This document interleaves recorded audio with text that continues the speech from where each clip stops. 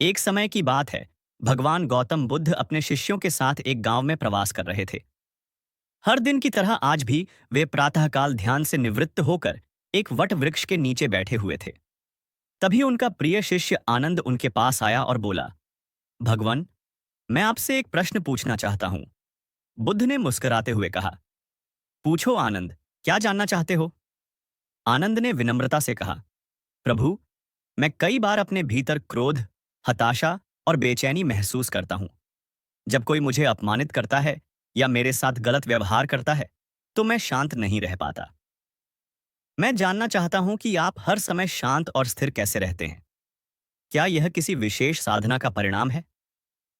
बुद्ध ने थोड़ी देर मौन रहकर आनंद की आंखों में देखा और फिर कहा, आज मैं तुम्हें इसका उत्तर एक अनुभव के माध्यम से दूंगा।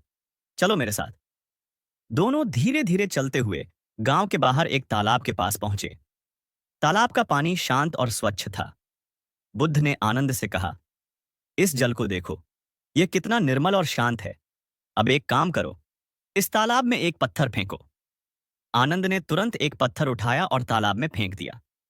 पानी में लहरें उठीं और कुछ क्षण के लिए जल अस्थिर हो गया। बुद्ध बोले, अब इस जल में अपनी छवि देखो। आनंद ने ध्यान से देखा और कहा, भगवान, जल में कुछ भी स्पष्ट नहीं दिख रहा। लहरों के कारण प्रतिबिंब धुंधला हो गया है। बुद्ध मुस्कुराए और बोले, अब कुछ मत करो, बस बैठकर प्रतीक्षा करो। कुछ ही मिनटों में जल पुनः शांत हो गया और उसकी सतह पर स्पष्ट प्रतिबिंब दिखाई देने लगा। बुद्ध ने कहा, अब देखो आनंद, क्या तुम अब अपनी छवि देख पा रहे हो? आनंद ने उत्तर दिया, हाँ प्रभु, अब सब कुछ स्पष्ट दिख रहा है। बुद्ध ने गहराई से कहा, यही है मेरे शांत रहने का रहस्य।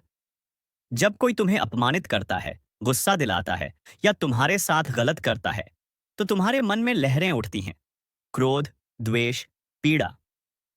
उस समय निर्णय लेना, प्रतिक्रिया देना या कुछ बोलना वैसा ही है जैसे तूफानी जल में अपनी छवि देखना।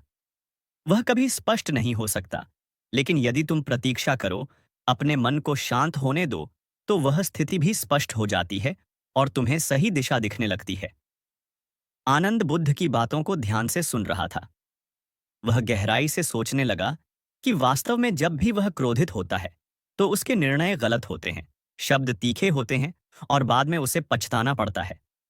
बुद्ध ने आगे कहा, आनंद, मन भी एक तालाब की तरह है। यदि उसमें क्रोध, लालच, ईर्ष्या और अहंकार के पत्थर फेंके जाए, तो वह अस्थिर हो जाता है। पर यदि तुम उसे शांत रहने दो, तो वही मन तुम्हें आत्मज्ञान की ओर ले जाता है। आनंद ने श्रद्धा से बुद्ध के चरणों में झुकते हुए कहा, प्रभु, आपने आज मुझे एक अमूल्य शिक्षा दी है। अब मैं समझ गया हूं कि हर समय शांत रहना क्यों आवश्यक है। मैं प्रतिज्ञा करता हूं कि आगे से जब भी कोई स्थिति मुझे विचलित करने का प्रयास करेगी, मैं पहले अपने मन को शांत करूंगा, फिर ही कुछ कहूंगा या करूंगा। बुद्ध ने उसे आशीर्वाद दिया और कहा, यही एक साधक का मार्ग है, आनंद। जो बाहर की दुनिया की हलचल में भी अपने भीतर शांति बनाए रखे, वही सच्चा ज्ञानी है। उस दिन से आनंद के जीवन में एक बदलाव आ गया। वह अब हर परिस्थिति में पहले अपने मन को देखता, उसे स्थिर करता और फिर ही कोई निर्णय लेता। और धीरे धीरे उसने भी उसी शांति और स्थिरता को प्राप्त कर लिया जो वह अपने गुरु बुद्ध में देखा करता था। सीख, जब मन अशांत हो तो कोई निर्णय मत लो, कोई उत्तर मत दो। प्रतीक्षा करो, जैसे तालाब का पानी अपने आप शांत हो जाता है। मन को शांति दो। यही बुद्ध का मार्ग है।